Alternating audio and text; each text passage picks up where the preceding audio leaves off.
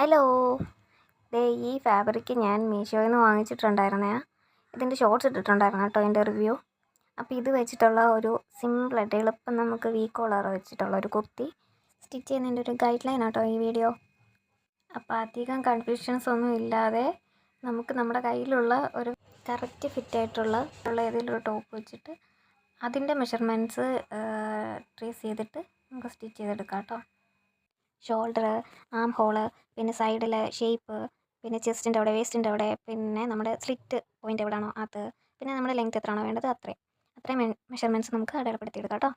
ഇത്രയും മെഷർമെൻറ്റ്സ് ഒക്കെ എടുത്തു കഴിഞ്ഞാൽ ഇനി നമുക്ക് ഫ്രണ്ട് നെക്ക് മെഷർ ചെയ്തെടുക്കാം. അപ്പോൾ അതിനായിട്ട് ഷോൾഡറിൻ്റെ അവിടെ ഒന്ന് താഴേക്ക് കോളറില്ല, അപ്പം വീട് 7 ഇഞ്ച് വെച്ചിട്ട് അടയാളപ്പെടുത്തിയെടുക്കുക. എവിടെയാണോ 7 വരുന്നത് ആ 7ൻ്റെ അവിടെ നിന്ന് തന്നെ ഒരു 1/2 ഇഞ്ച് അകത്തേക്ക് സ്ട്രെയിറ്റ് ആയിട്ടും കൂടെ ഒന്ന് മാർക്ക് ചെയ്തെടുക്കാം. എന്നിട്ട് കട്ട് ചെയ്യുമ്പോൾ നമ്മൾ ഈ സ്ട്രെയിറ്റ് ആയിട്ട് 7 ഇഞ്ച് വന്ന് നിൽക്കുന്ന ആ പോയിൻറ്റും നമ്മൾ നേരെ ചരിച്ചൊരു അരേഞ്ച് എടുത്തില്ലേ, ആ പോയിൻറ്റിലൊരു കട്ടിങ് ഇട്ട് കൊടുക്കുക. ഇനി ആ കോളർ കട്ട് ചെയ്തെടുത്തിട്ട് നമ്മുടെ ഫ്രണ്ട് പീസും ബാക്ക് പീസും നല്ല വശം ചേർത്ത് വെച്ചിട്ട് ഷോൾഡർ നമുക്ക് അടിച്ചെടുക്കാം. രണ്ട് സൈഡും ഷോൾഡർ അടിച്ചെടുത്തു. അതിനുശേഷം നമുക്കിനി കോളറിൻ്റെ മെഷർമെൻറ്റ് നോക്കണം. കോളർ റൗണ്ട് എത്രയാണെന്ന് നോക്കിയിട്ട് വേണം നമുക്ക് കോളറിൻ്റെ പീസ് വെട്ടാൻ. അപ്പോൾ ഫുള്ളായിട്ട് ആ താഴെ കൊടുത്തിരിക്കുന്ന 2 കട്ടിങ് എത്രയാണെന്ന് മെഷർ ചെയ്തെടുക്കണം. എനിക്ക് 21.5 വന്നത്. അപ്പോൾ അതിൻ്റെ കൂടെ ഞാൻ ഒരു 2-2.5 ഇഞ്ച് കൂടെ എക്സ്ട്രാ എടുത്തിട്ട് 24 എടുത്തത്. കോളറിന് വേണ്ടിയിട്ട് ഞാൻ ആ ബോട്ടം പാർട്ടിൽ കുറച്ച് മെറ്റീരിയലാണ് എടുത്തത്. അപ്പോൾ അതിലേക്ക് ലെങ്ത്ത് കറക്റ്റ് 24 എടുത്തു. വീതി ഞാൻ 1.5 ഇഞ്ചാണ് എടുത്തത്. പക്ഷേ ടോപ്പ് സ്റ്റിച്ച് ചെയ്ത് കഴിഞ്ഞ് ഇട്ടപ്പോഴത്തേനും 1.5 വേണ്ടായിരുന്നു, 1 മതിയായിരുന്നു എന്ന് എനിക്ക് തോന്നി. അപ്പോൾ അത് നിങ്ങളുടെ ഇഷ്ടം പോലെ എങ്ങനെയാണെന്ന് എടുക്കുക കേട്ടോ.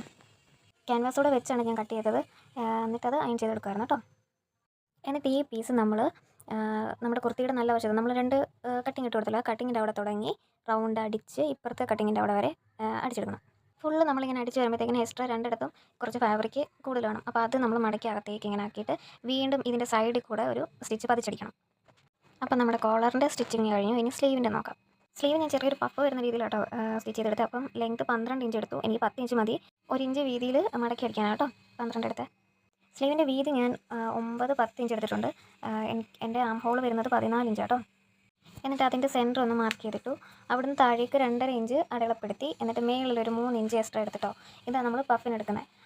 നമ്മൾ സെൻറ്റർ കണ്ട ആ ഭാഗത്ത് ചെറിയൊരു കട്ടിങ് ഇട്ടിട്ട് അത് ചരിച്ച് സ്ലീവ് അങ്ങോട്ടത്തേക്ക് 10ലേക്ക് ഇങ്ങനെ മെഷർമെൻറ്റ് എടുത്ത് വരച്ചാട്ടോ. ഇനി ആ സ്ലീവ് കട്ട് ചെയ്തെടുത്തിട്ട് നമ്മൾ സെൻറ്ററിൽ നിന്ന് നമ്മൾ കട്ട് ചെയ്തിട്ടേക്കുന്ന സൈഡ് 2 കട്ട് ചെയ്തിട്ടില്ലേ, അവിടേക്ക് ഇങ്ങനെ ചെറിയ പ്ലേറ്റ്സ് പിടിച്ച് സ്റ്റിച്ച് ചെയ്ത് വെക്കാം. എനിക്കതാണ് കുറച്ചും കൂടെ എളുപ്പമായിട്ട് തോന്നിയിട്ടുള്ളത്. അതുകൊണ്ട് അങ്ങനെ 2 സൈഡും ഞാൻ തയ്ച്ചെടുത്തു കേട്ടോ. കൂടെ തന്നെ താഴെ വശത്ത് 1 ഇഞ്ച് മടക്കി 2 ഇഞ്ച് 12 ലെങ്ത് എടുത്തത്. അപ്പോൾ 10 ഇഞ്ചിലേക്ക് 1 ഇഞ്ച് വെച്ച് മടക്കി 2 മടക്കി അതും കൂടെ അടിച്ചെടുത്തു കേട്ടോ 2 സൈഡിലെ. ഇനി നമുക്ക് സ്ലീവ് അറ്റാച്ച് ചെയ്തെടുക്കാം. അതിനായിട്ട് നമ്മുടെ